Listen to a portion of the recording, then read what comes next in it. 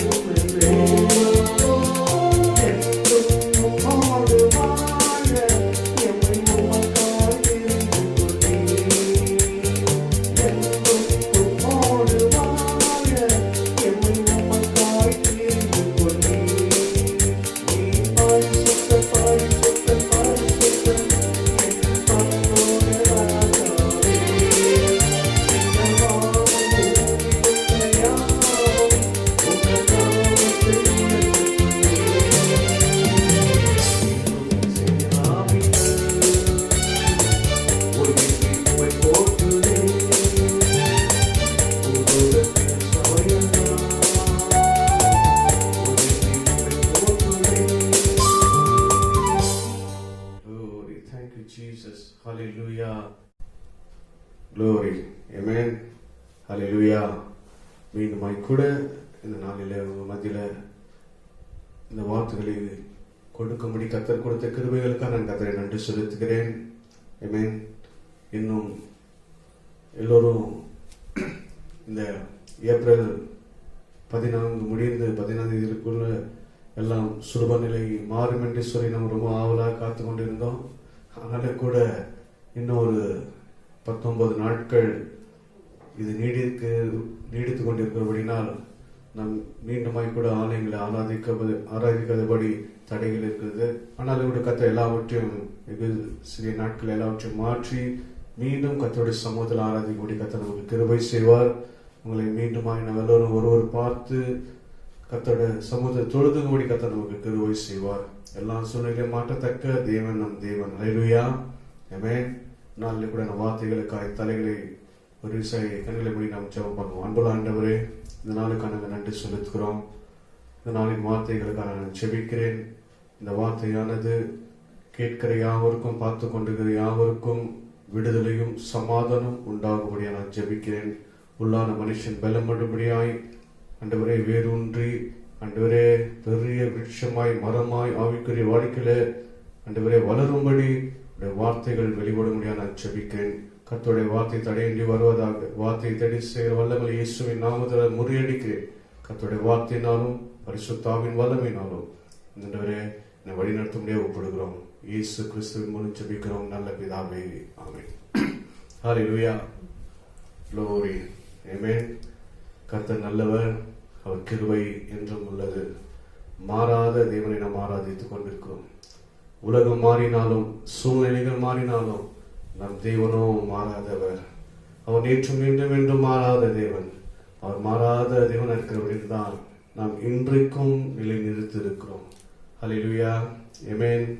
இன்றைக்கு வார்த்தையின் தலைவர் என்று சொன்னால் சபை. ஹல்லேலூயா. சபை குறித்தான பேசும்படியான தேவனாகிய கர்த்தர் இந்த நாளிலே எனக்கு சில வார்த்தைகளை கொடுத்தபடினால் இது ஒரு மாதிரி நான் பகிர்ந்து கொள்கிறேன். சபை சபை என்றால் என்ன? ஹல்லேலூயா. சபை என்றால் என்ன? சபையில் நாம் நினைக்கிறோம் சபை என்றால் கட்டிடம், ஒரு அழகான பெரிய ஒரு பிரம்மாண்டமான ஒரு கட்டிடம், அதுல நல்ல அழகான விளக்குகளாலும் அநேக விதமான காரியங்கள் இருக்கிறது. ஒரு கட்டிடத்தை நாம் சபையாய் எண்ணிக்கொண்டிருக்கிறோம். இன்றைக்கு சபை என்றால் ஒரு பெரிய கட்டிடம் அல்ல, அதில் இருக்கிற ஒரு பர்னிச்சரும் அல்ல, அது உள்ள அலங்காரிக்கப்பட்ட அலங்காரமான காரியங்களும் அல்ல.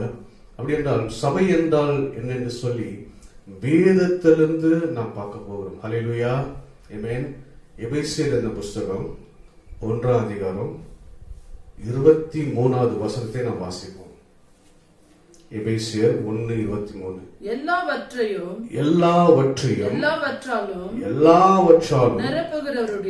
நிரப்புகிறவருடைய நிறைவாகிய சரீரமான சபைக்கு அவரை எல்லாவற்றிற்கும் மேலான தலையாக தந்தளினார். ஹல்லேலூயா. ஹல்லேலூயா. என்னமான சபை? சரீரமாகிய சபை. ஹல்லேலூயா. 2 விதமான சபைகள். ஆமென். கட்டிடமான சபை உண்டு, இன்னொன்னு சரீரமான சபை உண்டு. நாம் நினைக்கிற மாதிரி கட்டிடமான சபை நமக்கு ஆசீர்வாதங்களை கொண்டு வர முடியாது. ஹல்லேலூயா. கட்டிடமான சபையில கர்த்தர் வாசம் செய்வதில்லை, சரீரமான சபையில் தான் கர்த்தர் வாசம் செய்கிறார். ஹல்லேலூயா. இன்றைக்கு சரீரமான சபையாய் நம்மை கர்த்தர் வைத்திருக்கிறார். ஹல்லேலூயா. நாம எப்படி இருக்கிறோம்? கர்த்தருடைய பார்வையில சரீரமான சபையாய் நாம் இருக்கிறோம். ஹல்லேலூயா. ஆமென். இந்த சரீரமான சபையை நாம் எப்படி வைத்துக் கொள்ள வேண்டும் என்று சொல்லி சில ஆலோசனைகளை தேவனுடைய வசனம் மூலியமா உங்களோடு கூட பகிர்ந்து கொள்ள விரும்புகிறேன். ஹல்லேலூயா. இன்றைக்கு இந்த சரீரமான, நான் பேசுவது ஒரு கட்டிடத்தின் சபையை குறித்ததல்ல, சரீரமாகிய சபையை குறித்து பேசுகிறேன். ஹல்லேலூயா. வசனம் சொல்லுது, எல்லாவற்றிலும் நிரப்புகிறவருடைய நிறைவாகிய சரீரமாகிய சபைக்கு அவரை எல்லாவற்றுக்கும் மேலான தலையாக தந்தறினார். ஹல்லேலூயா. இந்த சரீரமான சபை இன்றைக்கு எப்படி இருக்க வேண்டும் என்று சொல்லி வேதத்தை நாம் பார்க்க போறோம். கொலோசியர் 1:18 வாசிப்போம். அவரே சபையாகிய சரீரத்துக்கு தலையானவர். அவரே சபையாகிய சரீரத்துக்கு தலையானவர். எல்லாவற்றிலும் முதல்வராய் இருக்கும்படி. எல்லாவற்றிலும் முதல்வராய் இருக்கும்படி. ஓகே, போதும். பிதாவான தேவன் அவரை ஒப்பு கொடுத்தார். நம்ம கிறிஸ்து சபைக்கு தலையா இருக்கிறார். நாம அவரோட அவ்வியங்களா இருக்கிறோம். இன்றைக்கு இந்த சரீரமான சபையை எப்படி இருக்க வேண்டும் என்று சொல்லி நாம் தியானிக்க போகிறோம். ஹல்லேலூயா. இன்றைக்கு 2 விதமான காரியங்களை பேசுவோம். முதலாவது, இன்றைக்கு சபை எப்படி இருக்க வேண்டும், சபை என்ன செய்ய வேண்டும். ஹல்லேலூயா. இந்த சரீரமான சபை எப்படி இருக்க வேண்டும் என்று கிறிஸ்து விரும்புகிறார்.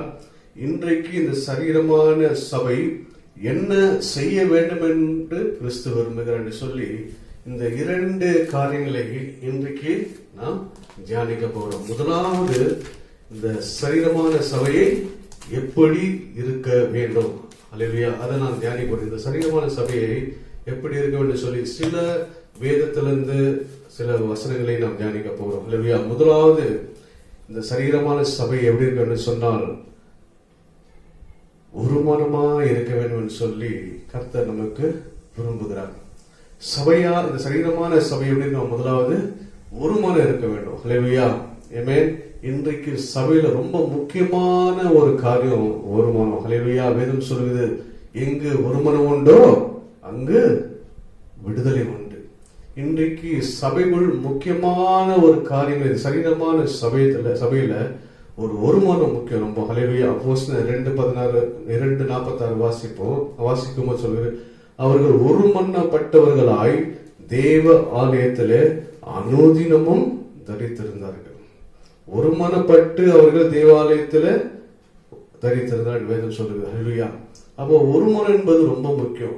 இன்றைக்கு சபைகள்ல ஒருமனம் என்பது இருக்கிறதே இல்லை. ஹல்லேலூயா. முதலாவது ஒருமனம் என்றா என்ன? நாங்க ஒரு எல்லா எப்படி சொல்றது, ஒருமனம் என்று சொன்னால் ஒரு மனிதர்கள் ஒருமித்து இருக்கிறது ஒருமனம் அல்ல.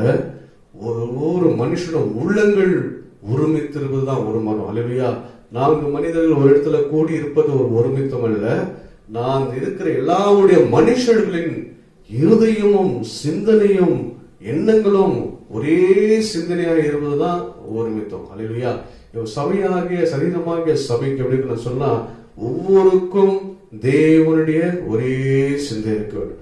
பரிசுத்தத்தை குறிதான ஒரு சிந்தனை இருக்க வேண்டும். தேவன் மீது ஒரு அன்பு இருக்கிற ஒரு சிந்தனை இருக்க வேண்டும். தேவனுடைய சபை மீது ஒரு வாஞ்சை இருக்கிற ஒரு சிந்தை இருக்க வேண்டும். இப்படி ஒவ்வொருக்கும் தேவனுடைய சபை மீது ஒருமித்த சிந்தனை, அந்த ஒருமனம் தான் இன்னைக்கு கர்த்தர் விரும்புகிறார். ஹல்லேலூயா. இன்னைக்கு சபையில இந்த ஒருமனம் என்பது அல்லவே இல்லை. ஹல்லேலூயா. நான் சொன்னா நீ கேட்கறதுன்னு சொல்லுவாங்க, இல்ல நீ சொன்னா நான் கேட்கறேன்னு சொல்றேன். இது தேவனுக்கு பிரியமில்லாத காரியம். ஹல்லேலூயா. ஒருமனம் எங்கு இருக்கிறதோ அங்கதான் கர்த்தர் கிரியைகளை செய்கிறார். ஹல்லேலூயா. அப்போஸ்தலர் எழுதின நடவடிக்கைகள் 1ஆம் அதிகாரம் 13-14 வசனத்தை வாசிப்போம். அப்போஸ்தலர் 1ஆம் அதிகாரம் 13 வசனம் 14 வசனம் 13 and 14. Acts chapter 1 verse 13 and 14 வாசிக்கலாம். Page number 161. ஒரு எடுக்க வசதியா? பேஜ் 161 13-14.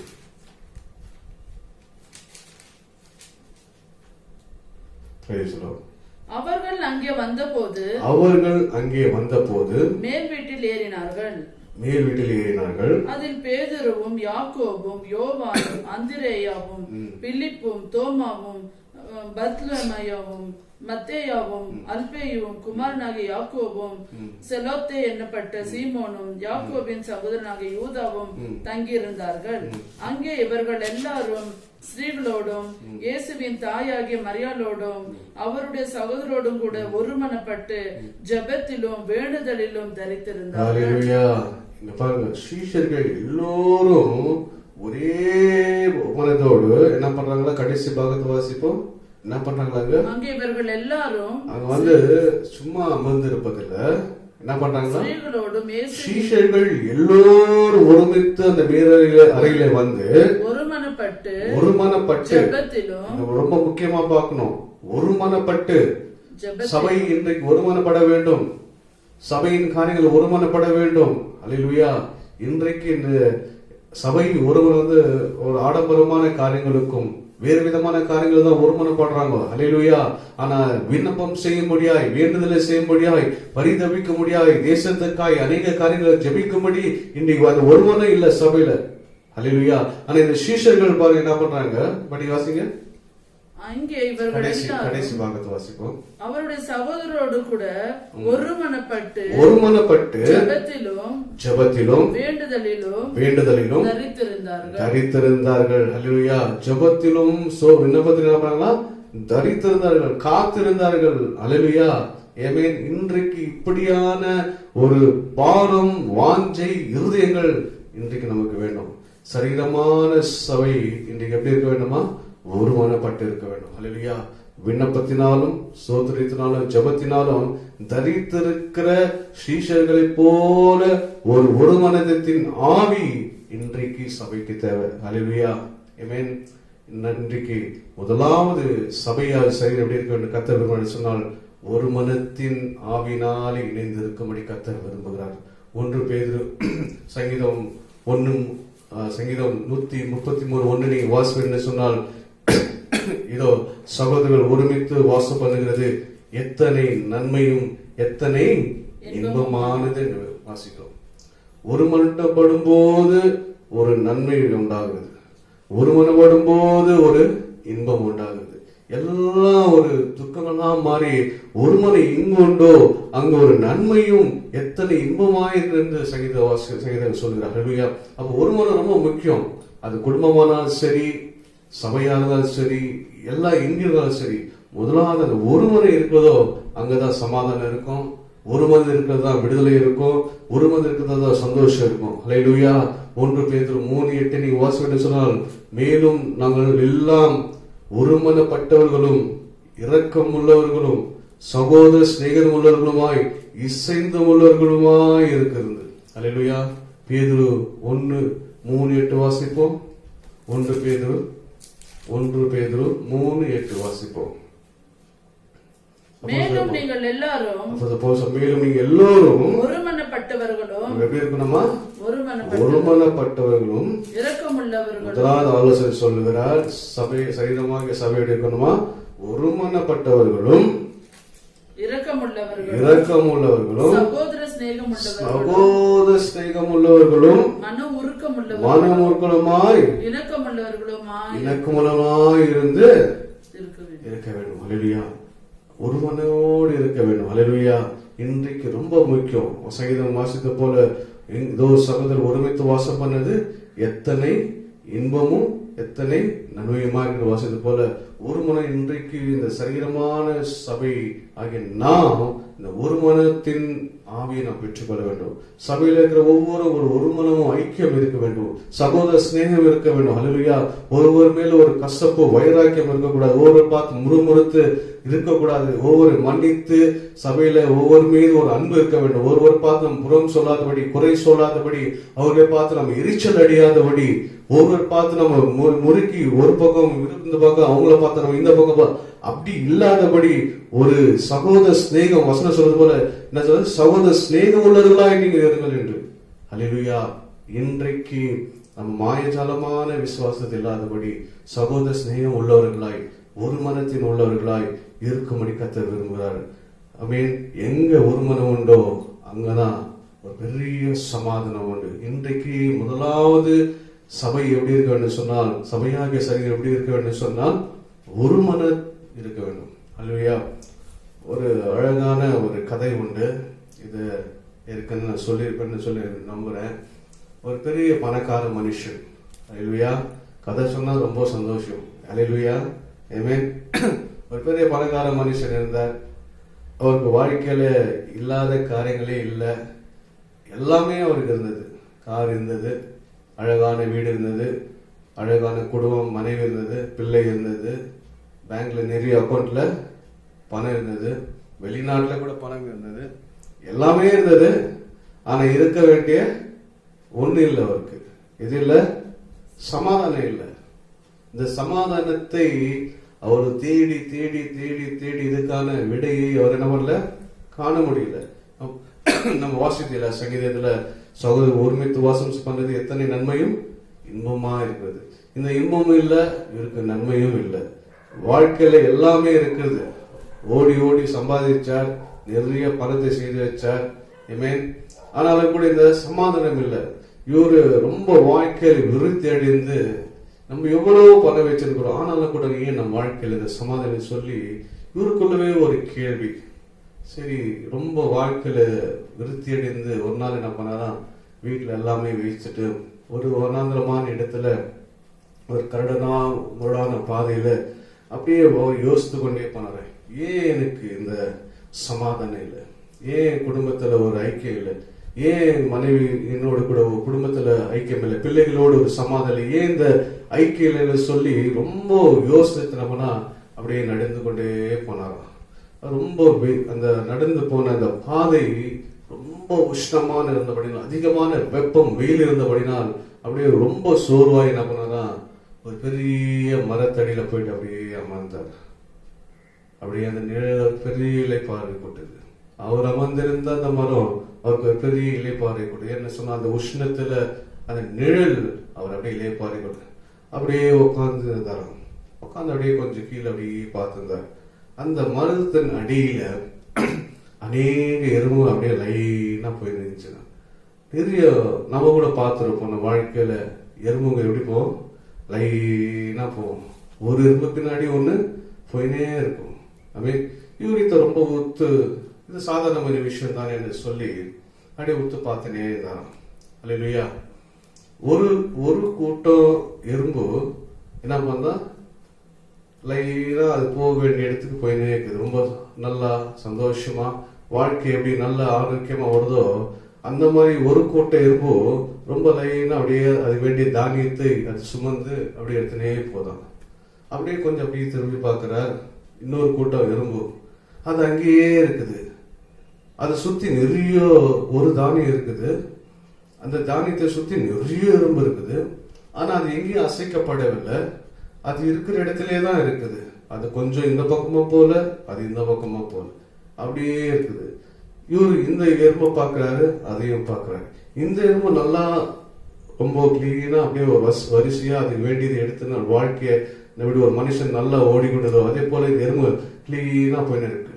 இப்ப இது மட்டும் ஏன் இப்படி ஒரே இடத்துல இருக்கிறது சொல்லி இவர் ரொம்ப உன்னிப்பா பார்த்துக்கிறாராம். அவரு உன்னிப்பா பார்க்கும்போது கிட்ட நல்லா உன்னிப்பா போய் பார்த்தாராம். அப்பதான் அவனுக்கு புரியுது, இந்த எறும்புங்க என்ன பண்ணா அந்த ஒரே ஒரு தானியத்தை என்ன பண்ணா, ஒன்னு அந்த பக்கம் இருக்குதான், ஒன்னு இந்த பக்கம் இருக்குதான், அந்த பக்கம் ஒண்ணு இந்த பக்கம், 4 பக்கம் இருக்கிற எறும்புங்க ஒரு தானியத்தை சின்ன அரிசி என்ன பண்ணா 4 பக்கம் ஒரு முனை இல்ல, நான் எடுத்துருவோம் சொல்லி ஒரு முனை இல்லாதபடி 4 மொழியில இருந்த எறும்புங்க 4 பக்கமா இருக்கிறதுனால அது அங்கேயே இருக்குது. ஆனா இன்னொரு பக்கமான ஒரு கூட்டம் என்ன பண்ணா, அது ஒரே ஒரு தானியத்தை எல்லா எறும்புகளும் சேர்ந்து என்ன பண்ணா தள்ளின்னு இழுத்துட்டு போய் அதுக்கு சேர வேண்டிய இடத்துல போய் சேர்ந்து. இன்றைக்கு இப்படிதான் நம்மளோட வாழ்க்கையில. அப்போதான் இந்த மனுஷனுக்கு புரிஞ்சுதான் ஏன் ஒரு வாழ்க்கையில சமாதானம் இல்லை, ஏன் சந்தோஷம் இல்லைன்னு சொல்லி. அப்போதுதான் இந்த எறும்பு கிட்ட இருந்து ஒரு பாடத்தை அவர் கத்துக்கொண்டாங்க. இந்த எறும்பை போல நாம கூட ஒரு முறை இல்லாதபடி குடும்பத்துல நான் சொல்லுதான் சட்டம், நான் பண்றதான் இது சொல்லி குடும்பத்துல ஒரு மனம் இல்லாதபடினாதான் இன்றைக்கு எனக்கு இந்த சமாதானம் சொல்லி அன்றைக்கு அந்த எறும்பு மூலியமா ஒரு நல்ல பாடத்தை அவர் புரிந்து கொண்டார். அன்பான தேவச்சனமே, இன்றைக்கு கூட இந்த எறும்பை போல நாம் ஒரு மனம் இருக்க வேண்டும். அல்லேலூயா. எறும்பு சின்ன ஜீவன். நம்ம அதுக்கு முன்பாக நின்னா நம்ம எவ்வளவு பெரிய பலசாலியாய் பார்க்கிறோம். எறும்பு ரொம்ப சிறிய விதமான ஜீவன். அந்த சிறியமான ஜீவனுக்கு எவ்வளவு ஒருமனம் இருக்குது. அல்லேலூயா. இவ்வளவு வளர்ந்த நமக்கு ஏன் இந்த ஒருமனம் இல்லை? அல்லேலூயா. நாம் சிந்தித்து பார்க்க வேண்டும். அல்லேலூயா. ஒரு சிறிய எறும்புக்கு கர்த்தர் அவ்வளவு ஒரு ஞானத்தை கொடுத்துக்கிறார், ஒருமனத்தை கொடுக்கிறார் சொன்னால் நமக்கு கொடுக்காமல் இருப்பாரா? அல்லேலூயா. இன்றைக்கு நமக்கு கூட அந்த ஒருமனத்தை, நம்ம கூட அந்த மாதிரி ஒருமனத்தோடு வாழும்படி கர்த்தர் விரும்புகிறார். ஹல்லேலூயா. முதலாவது இன்றைக்கு சபை சரீரமான சபையாக நமக்கு என்ன வேணுமா? ஒருமன வேண்டும். ஹல்லேலூயா. ஒருமன வேண்டும். ஹல்லேலூயா. முதலாவது இந்த சரீரமான சபைக்கு ஒருமன வேண்டும். ஹல்லேலூயா. இரண்டாவது நாம் பார்க்கிறோம், இந்த சரீரமான சபைக்கு பக்தி விருத்தி அடைய வேண்டும். என்ன வேண்டுமா? முதலாவது பார்த்தோம், சபை ஒருமனமா இருக்க வேண்டும், ஒருமனத்தின் ஆவி இருக்க வேண்டும். இரண்டாவது, சபை பக்தி விருத்தி அடைகிற சபையாய் இருக்க வேண்டும்.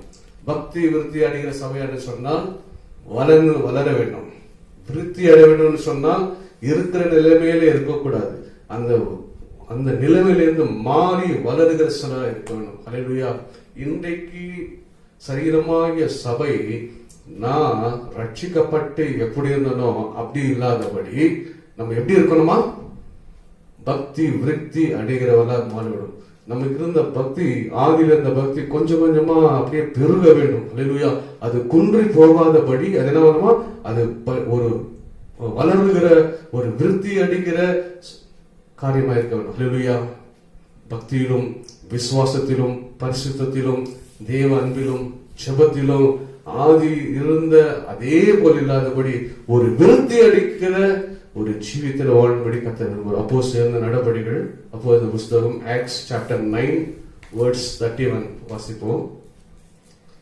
அப்பொழுது யூதேயா, கலிலேயா, சமாரியா நாடுகளெங்கும் சபைகள் சமாதானம் பெற்று பக்தி விருத்தி அடைந்தது என்று நாம் வாசிக்கிறோம்.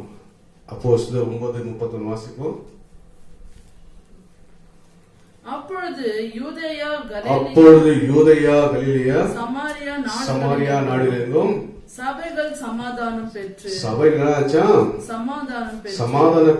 பக்தி விருத்தி அடைந்து கர்த்தருக்கு பயப்படுகிற பயத்தோடு. ஹல்லேலூயா. சபை பக்தி விருத்தி அடைந்து 1 கொரிந்தியர் 14:12 வாசிப்பேன் சொன்னால், நீங்களும் ஆவிக்குரிய வரங்களை நாடுகிறவர்களாய் இருக்கிறபடியால் சபைக்கு பக்தி விருத்தி உண்டாகத்தக்கதாய் அவர்களை தேடும்படி நாடுகள் என்று வசனம் சொல்லுது. ஹல்லேலூயா. ஆமென். பக்தி விருத்தி உண்டாகத்தக்க நல்ல காரியங்களை தேட வேண்டும். ஹல்லேலூயா. ஆமென். இன்றைக்கு இரண்டாவதாக சபை எப்படி இருக்க வேண்டும் சொன்னால் பக்தி விருத்தி அடைகிற சபையா இருக்க வேண்டும். ஹல்லேலூயா. ஆமென். இருக்கிறது போல நாம் இருக்கக்கூடாது. ஹல்லேலூயா. பக்தி இல்லாத ஒரு ஜீவியத்தில் இல்லாதபடி உங்கள் பக்தி தேவன் மீது இருக்கிற அந்த பக்தி என்ன விருத்தி அடைய வேண்டும். நாளுக்கு நாள் விருத்தி அடைய வேண்டும். நாளுக்கு நாள் உங்கள் விசுவாசம் பெருக வேண்டும். தேவன் மீது ஒரு நம்பிக்கை பெருக வேண்டும். இன்னமும் பயத்தோடு நடுக்கத்தோடு சிறு சிறு காரியங்களுக்காய் அவிசுவாசமாய் வாழாதபடி கர்த்தருக்கு பயந்து கர்த்தர் மேல் ஒரு விசுவாசம் உள்ளவர்களாய் உங்கள் பக்தி விசுவாசம் பெருக வேண்டும். உங்கள் பக்தி பெருக வேண்டும். தேவன் மீது இருக்கிற அன்பு பெருக வேண்டும். உங்கள் உபவாசம் பெருக வேண்டும். உங்கள் ஜெபஜீவியம் பெருக வேண்டும். உங்கள் பரிசுத்தம் பெருக வேண்டும் என்று சொல்லி கர்த்தர் சபையை பார்த்து விரும்புகிறார். ஹல்லேலூயா. இப்படிதான் சபை இருக்க வேண்டும் சொல்லி கர்த்தர் விரும்புகிறார். இரண்டாவதாக பக்தி விருத்தி அடைகிற சபையாய் கர்த்தர் இருக்க வேண்டும் சொல்லி விரும்புகிறார். இன்றைக்கு நம்ம எப்படி இருக்கிறோம்? நம்ம கொஞ்சம் யோசித்து பார்ப்போம். ஆதியில ரட்சிக்கப்பட்ட பின்பாக இருந்த பக்தியிலே இருக்கிறோமா? வளர்ந்து இருக்கிறோமா? இல்ல குன்றி இருக்கிறோமா?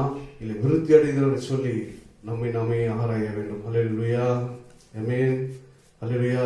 அப்போ பக்தி என்றால் என்ன? கர்த்தருக்கு பயப்படுகிற பயம் என்ன சொன்ன நீதிமொழிகள் 8:13 சொல்லுது, தீமையை வெறுப்பதே கர்த்தருக்கு பயப்படுகிற பயம் என்று வேதம் சொல்லுது. ஹல்லேலூயா. தீமையை வெறுப்பதே கர்த்தருக்கு பயப்படுகிற பயம். ஆமென். நான் என்ன பண்ணுமா? பக்தி விருத்தி உண்டாக வேண்டும். ஹல்லேலூயா. பக்தி விருத்தி ஒரு வேண்டும். நம்ம இருக்கிறது போல இல்லாதபடி இந்த நிலைமையிலிருந்து மாறி நாளுக்கு நாள் வரங்களை பெற்றவர்களாய், அபிஷேகத்தில் நிறைவு பெற்றவர்களாய், ஆமென், பரிசுத்தத்தின் மேல் பரிசுத்தம் அடைவர்களாய், விசுவாசத்தின் மேல் விசுவாசம் அடைந்தவர்களாய், ஆமென், பரலோக தரிசனங்களை காண்கிறவர்களாய், தேவனுடைய ராஜ்யத்தை கட்டுகிற ஊழியங்களை செய்கிறவர்களாய், சுவிசேஷங்களை சொல்லுகிறவர்களாய், தேவனுடைய வார்த்தையை சொல்லுகிறாய், இப்படி கொடுத்து எல்லா வரங்களை நாடி நம்ம பக்தி என்ன போல நாளுக்கு நாள் விருத்தி அடைகிற ஒரு சபையாய் இன்றைக்கு மாற வேண்டும். ஹல்லேலூயா. ஆமென்.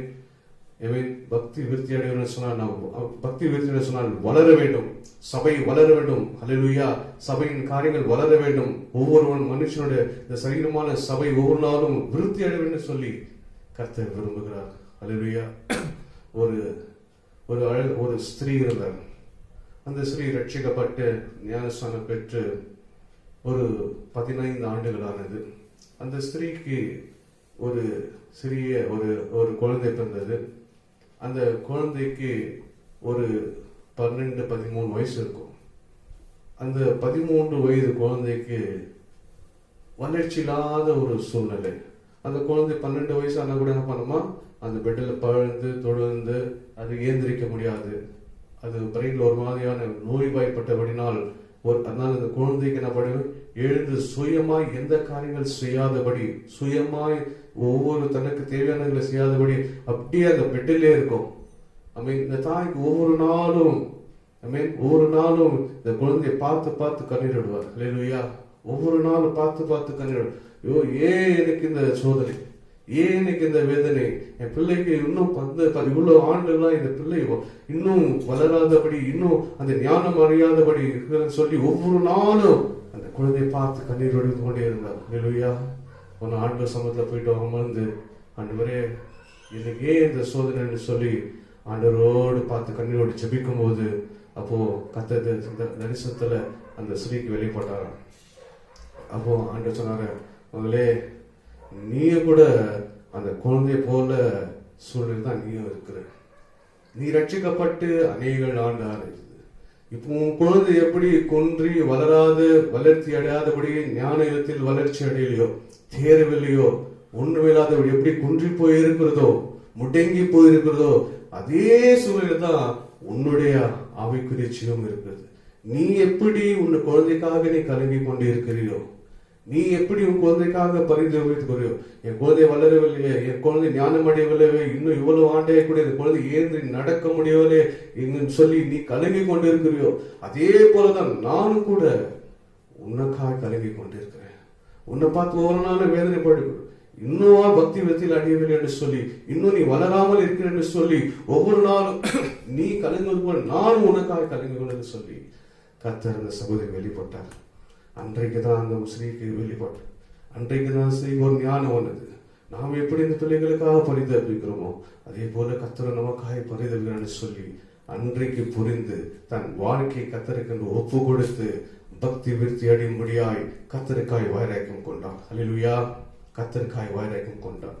இன்றைக்கு கர்த்தர் கூட நம்மை பார்த்து எப்படித்தான் கலங்கி கொண்டு இருக்கிறார். ரட்சிக்கப்பட்டு எத்தனை ஆண்டு உன் வாழ்க்கை எப்படி இருக்குது? ஒரு பரிசுத்த ஜீவம் இருக்குதா? பரிசுத்தத்தை நீ பெருகி இருக்கிறீரா? பக்தியில நீங்கள் பெருகி இருக்கிறீங்கன்னு சொல்லி, விசுவாசத்தை நீங்க பெருகி இருக்கிறீர்களா?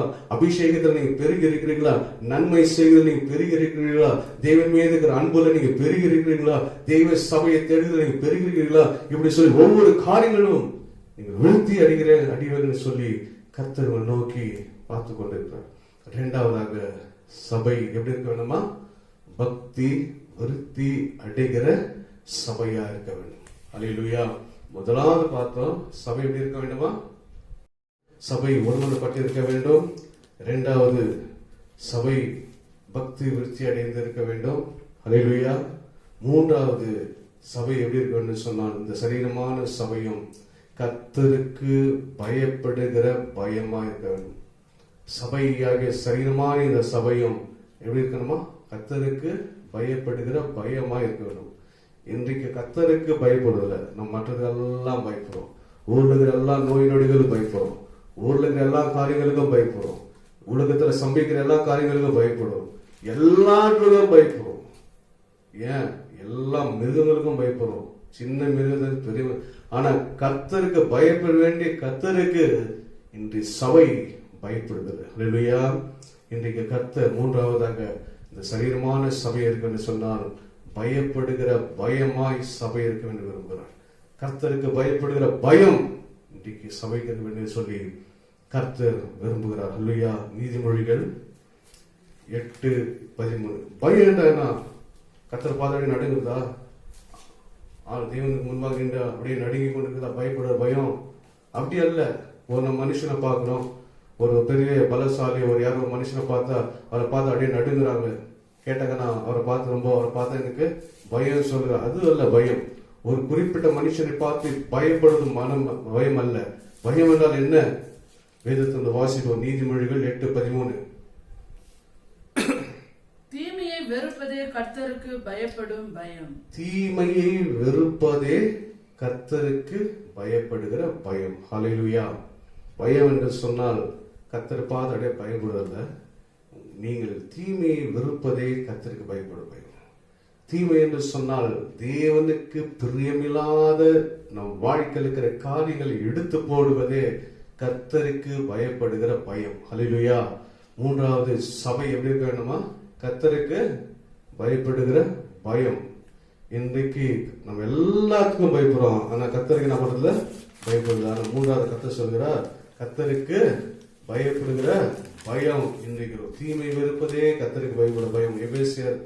எபிரேயர் 10:25 வாசிப்பேன் சொன்னால், சபை கூடி வருதலை சிலர் விட்டு விடுவது போல நாமும் விட்டு விடுகிறோம். அல்லேலூயா.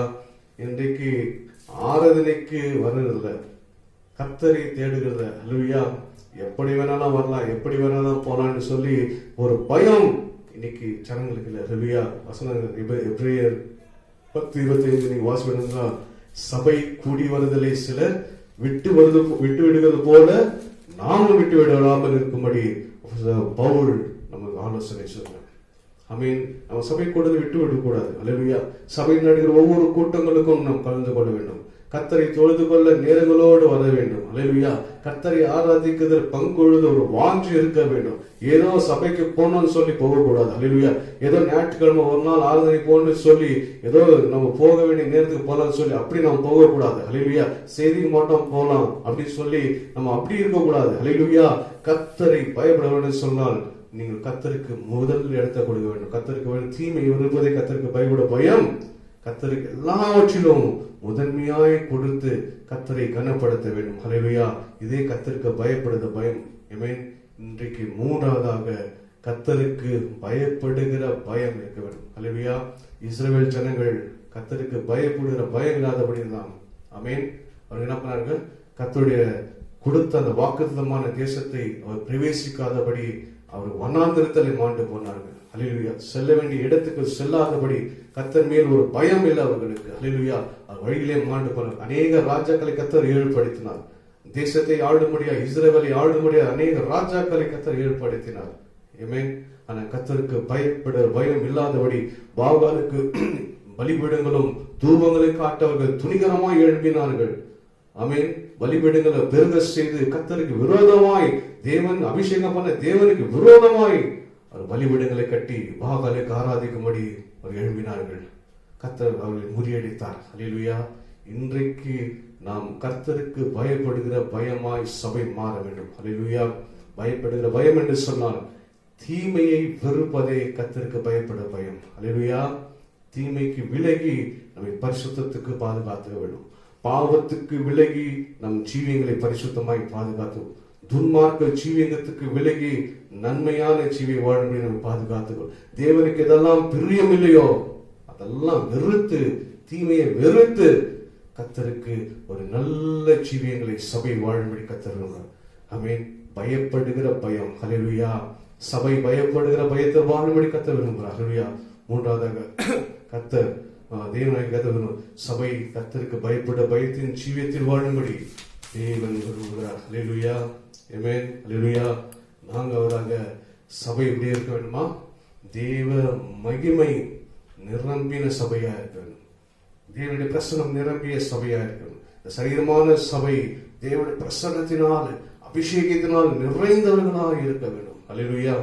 அபிஷேகம் தேவனுடைய ஆவி இல்லாமல் ஒருவரை தரிசிக்க முடியாது என்று வேதம் சொல்லுது. நீங்கள் அபிஷேகம் இல்லாமல் நீங்க தேவனுடைய புத்திரராக இருக்க முடியாது என்று வேதம் சொல்லுது. அல்லேலூயா. நீங்கள் ஜலத்தினாலும் கர்த்தரின் ஆவினாலும் பெறாவிட்டால் நீங்கள் பரலோகத்தில் ராஜ்யத்தில் பிரவேசிக்க வேண்டும் என்று வேதம் சொல்லுது. அல்லேலூயா. நீங்கள் அபிஷேகத்திலும் தெய்வ மகிமையினாலும் பிரசன்னத்தினாலும் நிரம்பி இருக்கும்படி கர்த்தர் விரும்புகிறார். அல்லேலூயா. ஏனென்று சொன்னால் தேவன் ஆவியாய் இருக்கிறார். அவரை தொழுது கொள்கிறவர் ஆவியோடும் உண்மையோடு தொழுது கொள்ளும். நீங்கள் மாம்சத்தில் இருப்பீர்கள் என்று சொன்னால் நீங்க கர்த்தரை காண முடியாது. ஹல்லேலூயா. அந்த பரலோகத்தை சொல்ல முடியாது. ஹல்லேலூயா. ஆமென். நான்காவதாக தேவ மகிமை நிறைந்த சபையா இருக்கும்படி கர்த்தர் விரும்புகிறார். ஹல்லேலூயா. ஒரு பிரசன்னம் இந்த சபைக்குள்ள எப்போது இருக்க வேண்டும். இந்த சரீரமான சபையில ஒரு அபிஷேகம் எப்போது இருக்கும், தேவனுடைய மகிமை எப்போது இருக்கும், துதிக்கிற துதி இருக்க வேண்டும். ஹல்லேலூயா. வாசிப்போம் ஒரே வசனத்தை. 1 ராஜாக்கள் 8ஆம் அதிகாரம் 10-11 வாசிப்போம்.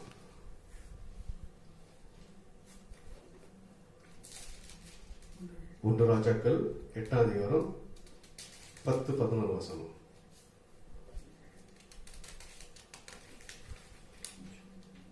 Page number 435. Praise the Lord. 8:11-12. மேகத்தின் நிமித்தம் ஆசாரியர்கள் ஊழியம் செய்கிறதற்கு நிற்க கூடாமற் போயிற்று. கர்த்தருடைய மகிமை கர்த்தருடைய ஆலயத்தை நிரப்பிற்று. நிற்க கூடாமல் போயிற்று. அல்லேலூயா. தேவ சமூகத்துல நிற்க கூடாத போகிற ஒரு அபிஷேகம் ஒரு மீது இருக்க வேண்டும். அல்லேலூயா. அந்த வசனம் வாசிக்க வேண்டும்.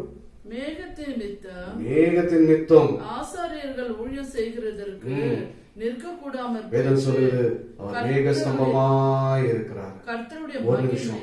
மேகனக்கா மேகஸ்தம்பம். அல்லேலூயா. இஸ்ரவேலை பகலில் மேகஸ்தம்பமாய், இரவில் அக்னி ஸ்தம்பமாய் வழி நடத்தின தேவன் இன்றைக்கு கூட அவர் தம்முடைய மகிமையான மேக ஸ்தம்பத்தினால் நம்ம நிரப்புகிற மூடி மறைக்கிற தேவன். வாசிக்கலாம் மீண்டும் வசனத்தை. மேகத்தின் நிமித்தம் ஆசாரியர்கள் என்ன ஆனார்களா? ஊழியம் செய்கிறதற்கு நிற்க கூடாமற் போயிற்று. கர்த்தருடைய மகிமை கர்த்தருடைய ஆலயத்தை நிரப்பிற்று. கர்த்தருடைய மகிமை கர்த்தருடைய ஆலயத்தை நிரப்பிற்று. அல்லேலூயா.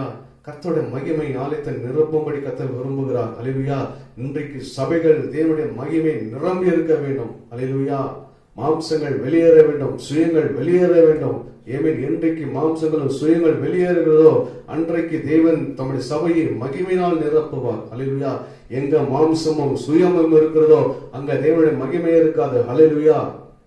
கர்த்தருடைய அபிஷேகம் நிரம்பி இருக்க வேண்டும் சொன்னால், தேவனுடைய பிரசனம் நிரம்பி இருக்க வேண்டும் சொன்னால் கர்த்தருக்கு முதல் இடத்தை கொடுக்க வேண்டும். அல்லேலூயா. சுயங்களெல்லாம் வெளியேறும் போது, மாம்சங்கள்லாம் வெளியேறும் போது கர்த்தர் அந்த சபையை மகிமையினால் நிற்பவார். நீங்கள் நிற்கக்கூடாத ஒரு அபிஷேகம், ஒரு பிரசனம் சபைக்குள் இருக்க வேண்டும். ஆமென். அப்போதுதான் சபை பெரிய காரியங்களை செய்ய முடியும். இந்த சரீரமாக சபை மகிமை நிறைந்த சரீரமாக இருக்க வேண்டும், மகிமை நிறைந்த சபையா இருக்க வேண்டும், அபிஷேகத்தில் நிரம்பின சபையா இருக்க வேண்டும். ஹல்லேலூயா. நிரம்பி வடிகிற பாத்திரம் என்று சொல்வது போல நிரம்பி வடிகிற மகிமையாய் சபை இருக்க வேண்டும் கர்த்தர் விரும்புகிறார். ஹல்லேலூயா. நான்காவது, சபை தேவனுடைய பிரசன்னத்தினாலும், தேவனுடைய மகிமையினாலும், தேவனுடைய வல்லமையினாலும், தேவனுடைய வரங்களினாலும் நிரம்பி இருக்க வேண்டும். ஹல்லேலூயா. சபை என்பது கட்டிடம் அல்ல. சபை என்பது ஒரு அலங்காரம் பண்ணுகிற ஒரு கூடாரம் அல்ல. ஹல்லேலூயா. சபை என்பது தேவன் உலாவுகிற இடம். ஹல்லேலூயா. எவ்வளவுக்கு எவ்வளவு நம்ம கர்த்தருக்கு அந்த முக்கியத்துவம் கொடுக்கிறோமோ, எவ்வளவு கர்த்தரை நம்ம முழு மனதோடு ஆவியோடு தொழுது கொடுக்கிறோமோ அந்த இடத்துல தான் கர்த்தர் உலாவுவார். ஹல்லேலூயா. ஆமென். வேதம் சொல்லுது, பரலோகத்தில் 24 மூப்பர்களும் 4 ஜீவ ராசிகளும் சகல பரிசுத்தரும் கர்த்தரை எப்போதும் பரிசுத்தர் பரிசுத்தர் என்று துதிக்கிறார்கள். ஹல்லேலூயா. பரலோகத்தில் அவரை துதிக்கபடினால் பரலோகத்தில் வாசம் செய்கிறார். பூமியில் அவர் நாமத்தை எங்கு பிரஸ்தாரம் செய்கிறாரோ, என் நாமத்தில் எங்கு 2-3 பேர் கூடி என்னை மகிமைப்படுத்துவார்களோ அவர் மத்தியில் இருப்பேன் என்று சொன்னவர். ஹல்லேலூயா. எங்க மகிமையை அவர் படுத்துகிறார்களோ, அவரை உயர்த்துகிறார்களோ அங்க கர்த்தருடைய பிரசனம் இறங்கி வருகிறது. ஹல்லேலூயா. இன்றைக்கு சபை தேவனுடைய மகிமையினாலும் வல்லமையினாலும் நிரம்பி இருக்க வேண்டும் என்று சொல்லி தேவன் விரும்புகிறார். ஹல்லேலூயா. ஆமென். சபை இப்படி இருக்க வேண்டும் சொல்லிதான் கர்த்தர் விரும்புகிறார். ஹல்லேலூயா. கர்த்தர் எப்படி இருக்க வேண்டும் என்று சொல்லி முதலாவது பார்த்தோம். கர்த்தர் சபை என்ன செய்ய வேண்டும் சொல்லி இரண்டாவது, ஒரு சபை இப்படி இருக்க வேண்டும் என்று இருக்கிறது. இரண்டாவது, என்ன செய்ய வேண்டும். முதலாவது சபை எப்படி இருக்க வேண்டும் என்று சொல்லி நாம் பார்த்தோம். இரண்டாவது, சபை என்ன செய்ய வேண்டும் சொல்லி ஒரு 2 வசனத்தை சொல்லி நான் வாசித்து முடிக்க போறேன். ஹல்லேலூயா. முதலாவது சபை எப்படி இருக்க வேண்டும் சொல்லி 4 காரியங்கள் நம்ம பார்த்தோம். இப்போ இரண்டாவதாக சபை என்ன செய்ய வேண்டும் என்று சொல்லி பார்க்கிறோம். ஹல்லேலூயா. சபை எப்படி இருக்க வேண்டும் என்று சொன்னால் அப்போஸ்தலர் நடவடிக்கை அப்போஸ்தலர் சாப்டர் 2 verse 47 பேஜ் நம்பர் உங்களுக்கு எடுக்க வசதியா 163 நியூ டெஸ்டமென்ட்ல நீங்க பேஜ் நம்பர் 163 எடுத்தீங்கன்னாக்கா அப்போஸ்தலர் 2 ஆக்ட் 2:47 வேர்ட்ஸ் வாசிங்க. தேவனை துதித்து ஜனங்கள் எல்லாரிடத்திலும் தயவு பெற்றிருந்தார்கள். அப்போஸ்தலர் அனுதினம் ஜனங்கள் சபையில 47 தேவனை துதித்து ஜனங்கள் எல்லாரிடத்திலும் தயவு பெற்றிருந்தார்கள். ரட்சிக்கப்படுகிறவர்களை கர்த்தர் அனுதினமும் சபையில சேர்த்து கொண்டு வந்தார். ஹல்லேலூயா. சபையில என்ன செய்யணும்னு சொன்னால் சபையில அனுதினம் ஜனங்களை சேர்க்கப்பட வேண்டும். சபை இன்னைக்கு ஆத்துமாக்களை ஆதாயம் செய்ய மாற வேண்டும். ஹல்லேலூயா. ஆமென். ஒரு நான் வந்தேன், நான் ஆராதிச்சேன், என் பிள்ளைங்க வந்தாங்க, பிள்ளைங்க ஆராதிச்சு போனாங்க, அப்படி இருக்கக்கூடாது. ஹல்லேலூயா. சபையில் அனுதினம் ஜனங்கள் சேர்க்கத்தக்க நாம் பிரயாசப்பட வேண்டும். ஹல்லேலூயா. ஆமென். சபை நிரம்பி வழிகிற சபையை கர்த்தர் விரும்புகிறார். நம்ம என்ன சபை என்ன செய்ய வேண்டும் என்று சொன்னால், இந்த சரீரமான சபையாக நாம் என்ன செய்ய வேண்டும் சொன்னால், நாம் அனுதினம் சபைகள் ஆத்மாக்களை நிரப்பும்படி கர்த்தர் விரும்புகிறார். ஹல்லேலூயா. ஆமென். இன்றைக்கு நான் வந்தா போதும், நான் ஆராதிச்ச பொண்ணு இருக்காதபடி அநேக ஆத்மாக்களை சபைகள் கொண்டு வரும்படியாய், ஒரு பாரம் நிறைந்துள்ள சபைக்குள்ள ஆத்மாக்களை கொண்டு வரும்படியாய் நாம் பிரயாசப்பட வேண்டும். ஹல்லேலூயா. ஆமென். நான் இப்படியான ஒரு பாரங்கள் இன்றைக்கு சபைக்கு வேண்டும். நான் மட்டும் வருகிற நான் ஆராதிச்சு போறேன்னு சொல்லி இல்லாதபடி எப்படியாவது என் சபையில தேவனுடைய ராஜ்யத்துக்கு பிரவேசிக்க முடியாத ஆத்மாக்கள் அறுவடையை சொல்லி நான் பார்க்கிறோம். நாளுக்கு நாள் சபையில ஜனங்கள் சேர்க்கப்பட்டார் என்று வேதம் சொல்லுகிறது. அதே போல சபையில ஒவ்வொரு மாதமும் ஒவ்வொரு நாளும் ஜனங்களை சபைக்குள் சேரும்படியாய் நாம் பிரயாசப்படும்படி கர்த்தர் விரும்புகிறார். ஹல்லேலூயா. சபைக்காய் நாம் என்ன செய்ய வேண்டும் சொல்லி முதலாவது அனுதினமும் நம் சபையில ஜனங்கள் சேர்க்கும்படி பிரயாசப்படும். ஹல்லேலூயா. இரண்டாவது சபைக்காய் நாம் என்ன செய்யணும்னாக்கா நாம் ஜெபிக்கிறதா இருக்க வேண்டும். ஜெபிக்கல அப்போஸ்தலர் 2:42 வாசிங்க. அப்போஸ்தலர் 2:42. இப்ப 47 வாசிங்க. 42. அவர்கள் அப்போஸ்தலருடைய உபதேசத்திலும் அந்யோன்யத்திலும் அப்பம் பிட்குதலிலும் ஜெபம் பண்ணுதலிலும் உறுதியாய் தரித்திருந்தார்கள். ஜெபம் பண்ணுவதுல இருந்தாங்களா? அவங்க எதுல உறுதியா இருந்தாங்க? ஜெபம் பண்ணுவதுல உறுதியா இருந்தார்கள். ஹல்லேலூயா. இன்றைக்கு சபை என்ன செய்யும் சொன்னால், சபை ஜெபம் பண்ணுவதுல உறுதியா இருக்க வேண்டும். ஹல்லேலூயா. ஏதோ ஒரு நாளைக்கு ஜெபிக்கணும் இல்லை, சபையின் ஒவ்வொரு கூட்டத்திலும் காரியங்களில் பங்கு பெற்று சபைக்காய் ஜெபிக்க வேண்டும். ஹல்லேலூயா. சபையின் காரியங்களுக்காய் ஜெபித்து தரித்திருக்க வேண்டும், உறுதியா இருக்க வேண்டும். ஹல்லேலூயா. ஆமென். சபை ஜெபிக்கிற சபையாய் மாற வேண்டும் கர்த்தர் விரும்புகிறார். நாம போயிட்டு நம்ம மட்டும் ஜெபிக்கிறபடி இருக்கக்கூடாது. ஹல்லேலூயா. நாம மற்றவர்களாய் ஜெபிக்கிறவர்களாய் நாம் மாற வேண்டும். ஹல்லேலூயா. இன்னும் நாம ரட்சிக்கப்பட்ட அநேக வருஷங்களாய் நம்ம போய் மற்றவங்கள ஜெபிக்கிறவர்களாய் இருக்கக்கூடாது. நாம மற்றவர்களாய் ஜெபிக்கலாய் மாறுபடி கர்த்தர் நம்மை வைத்திருக்கிற உணர வேண்டும். ஹல்லேலூயா.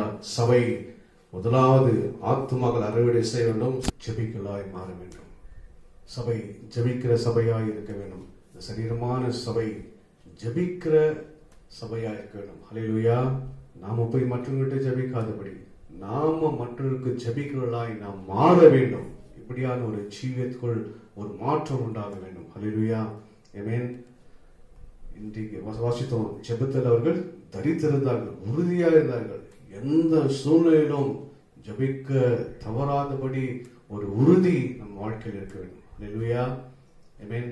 வேதத்துல எல்லோருக்கும் தெரிந்த தானியேல் எல்லோருக்கும் தெரியும். தானியேலுக்கு ஒரு பெரிய இக்கட்டான சூழ்நிலை வந்தது. ஜெபிக்க முடியாத ஒரு கட்டளையை, ஜெபிக்க முடியாதபடி ஒரு சூழ்நிலைகளை அவர் உருவாக்கினார்கள். ஆமென்.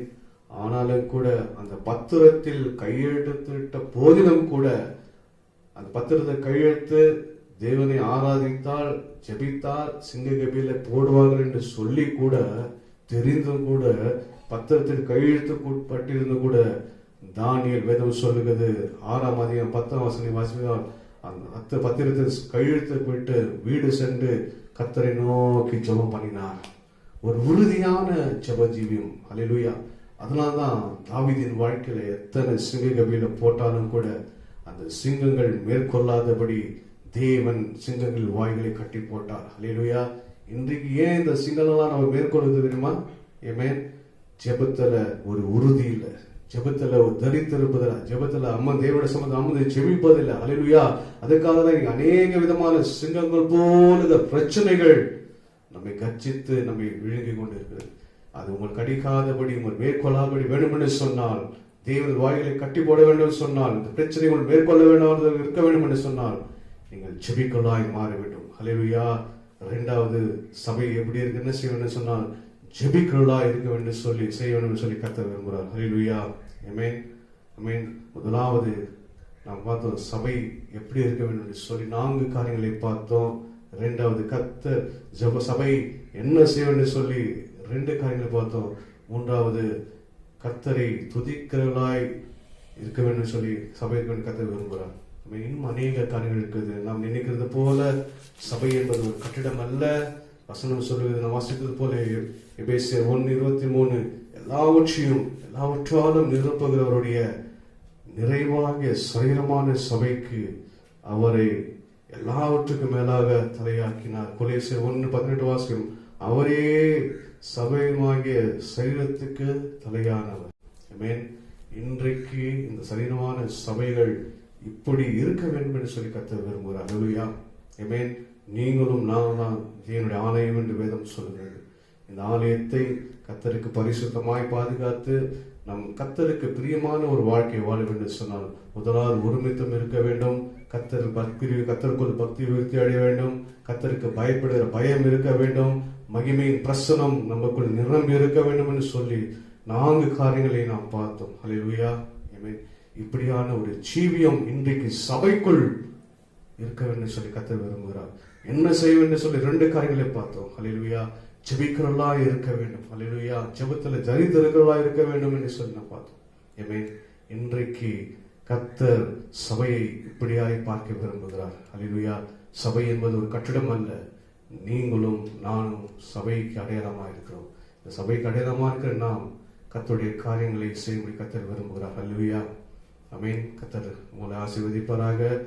மட்டுமாய் கர்த்தர் உங்களோடு கூட இடைப்பட்டிருப்பார் நான் விசுவாசிக்கிறேன். நாம் கண்களை மூடி நாம் ஜெபிப்போம். அன்புள்ள ஆண்டவரே, இந்த காலை வேளைக்கான நன்றி செலுத்துகிறோம். அநேக தடைகள் மத்தியிலும் கூட உடைய வார்த்தைகளை பகிர்ந்து கொள்ள முடியாய் நீ கொடுத்த கிருபைகளுக்கான நன்றி செலுத்துகிறேன். இந்த நாளில் இந்த வார்த்தையை கேட்டு இந்த வார்த்தையை பார்த்து கொண்டு இருக்கிற ஒவ்வொருக்கான நான் ஜெபிக்கிறேன். ஒவ்வொரு விதமும் கர்த்தருடைய காலம் இறங்கி வரும்படியா நான் ஜெபிக்கிறோம்.